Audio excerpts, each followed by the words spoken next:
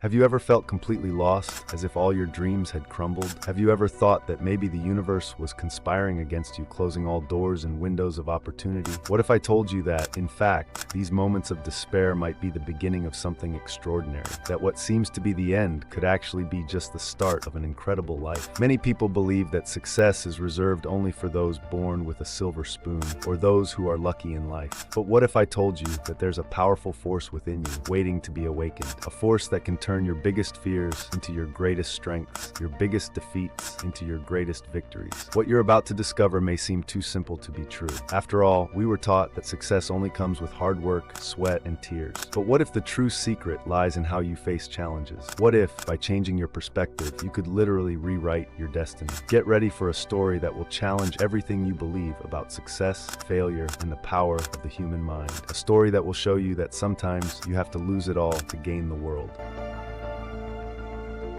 My name is Joanne Rowling, but you probably know me as J.K. Rowling. I was born on July 31st, 1965, in Yate, a small town in southwest England. From a very young age, I knew I wanted to be a writer. At 6, I wrote my first story about a rabbit named Rabbit. It was a simple story full of childlike imagination, but it was the beginning of something that would change my life forever. I grew up in a middle-class family with loving parents, Peter and Anne. My childhood was filled with happy moments, playing with my younger sister, Diane, and diving into books that transported me to magical worlds.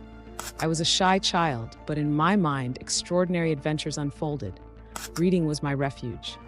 I spent hours lost in the pages of books like The Hobbit by J.R.R. Tolkien and the stories of C.S. Lewis. These authors planted seeds of fantasy in me that would one day blossom into my own work. I didn't know it at the time, but every book I read was preparing me for the future that awaited me. Teenage years brought their own challenges. At 15, my mother was diagnosed with multiple sclerosis. Watching her daily battle with the illness was one of the hardest experiences of my life, but it also taught me powerful lessons about resilience and inner strength. My mother, even while facing such a tough battle, never lost her kindness or sense of humor. She taught me that no matter how hard life gets, there's always room for love and laughter. Despite the challenges at home, I focused on my studies. My love for literature and languages led me to study French and classics at the University of Exeter.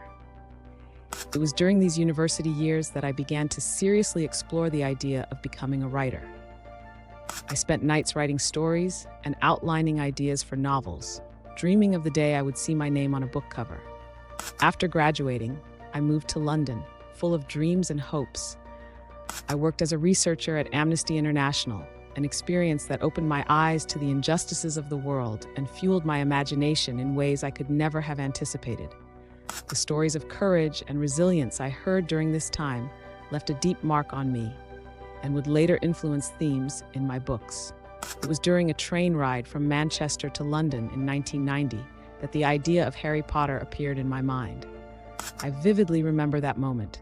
The train was delayed. I was looking out the window at the green fields of England, and suddenly, as if by magic, the image of a boy with glasses, a lightning-shaped scar on his forehead, appeared in my mind. At that instant, it was as if an entire world opened before me. I could see Hogwarts, the teachers, the spells, everything as clear as if I were watching a movie. I spent the rest of the journey absorbed in thoughts, eager to start writing as soon as I got home. But life had other plans for me before I could bring Harry Potter to life. That same year, my mother passed away after a decade of battling multiple sclerosis. Her death shook me deeply and made me question everything. The pain of loss was overwhelming, and for a time, it felt as though all the magic had been drained from the world. Seeking a fresh start and a way to escape the pain, I moved to Portugal to teach English. It was an impulsive decision, but I felt I needed a drastic change. Portugal, with its warm climate and rich culture, seemed like the perfect place to heal my broken heart and perhaps find inspiration to write. It was in Portugal that I met my first husband and had my daughter, Jessica. For a brief moment, it seemed my life was taking a positive turn. I was in love, had a beautiful daughter, and still found time to work on the Harry Potter manuscript in my spare time. But the marriage didn't last. In 1993, I returned to the UK as a single mother, divorced and unemployed. I settled in Edinburgh, Scotland, living on government benefits and battling severe depression. At that moment, I had hit rock bottom. The days in Edinburgh were hard. I lived in a small apartment with my young daughter, no money, no job prospects, and an unfinished manuscript in the drawer. Many nights, I cried myself to sleep, wondering how I had ended up in that situation. Depression was a constant weight, making each day a struggle. I remember a particularly difficult day when the heater broke in the middle of the Scottish winter.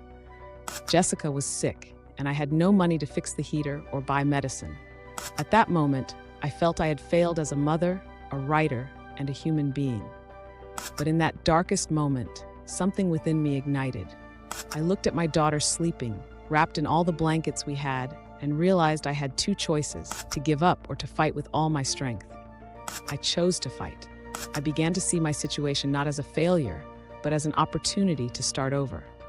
I decided that I would finish my book no matter what. Every morning I would wake up early, take my daughter to daycare, and go to local cafes. There, with a cup of coffee and a notebook, I would dive into the magical world of Harry Potter. Writing became my escape, my therapy, and my hope. Each word I put on paper was a step toward a better future. On days when I couldn't afford a coffee, I stayed home, writing while Jessica slept.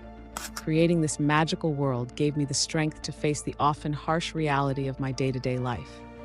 It wasn't easy. There were days when the weight of rejection and fear nearly defeated me. 12 publishers rejected my manuscript, each rejection a blow to my already fragile ego. But something within me, perhaps the same magic I was creating in my stories, told me to keep going, not to give up. And then, in 1997, the impossible happened.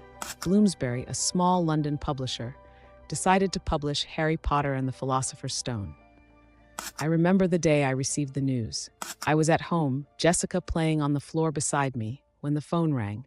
When I hung up, I cried tears of joy for the first time in years. The book was published with an initial print run of only 1,000 copies, half of which went to libraries. At the time, I was just happy to see my book published. I had no idea this was only the beginning of something much bigger. The success of Harry Potter and the Philosopher's Stone went beyond anything I could have imagined.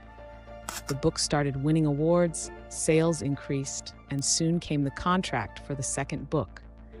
Suddenly, I was no longer struggling to pay the bills. I was seeing my name on bestseller lists. In the following years, the Harry Potter series became a global phenomenon.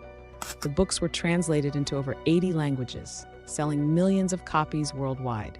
The movies, theme parks, and a stage play followed. Harry Potter had become much more than a book series. It was a part of global culture. Success brought dramatic changes to my life. Suddenly, I was famous. Journalists wanted interviews. Fans stopped me in the street. It was a difficult transition for someone who had always been shy and reserved. But over time, I learned to cope with fame and to use it for causes I believe in. Looking back, I realized that every challenge, every moment of despair was essential in shaping not only my story, but also Harry Potter's story. The pain of loss, the battle with depression, the experience of being a single mother struggling to survive, all of this became fuel for my creativity. Harry Potter, an orphan who discovers he is special, who finds strength in friendships and overcomes impossible adversities, is in many ways a reflection of my own life. Through him, I was able to explore themes of love, loss, courage, and the power of choice, all things that were crucial in my own life. Today, when people ask me about the secret to my success, I always say, believe in yourself, even when no one else does. The magic isn't just in the books I wrote, but in the resilience of the human spirit, in the ability to turn the greatest adversities into opportunities for growth. My life has taught me that no matter how dark the night seems, dawn always comes. And sometimes it's in the darkest moments that we find our brightest light. Imagination is a powerful force. It can take us to places we never dreamed possible. It can give us hope when all seems lost.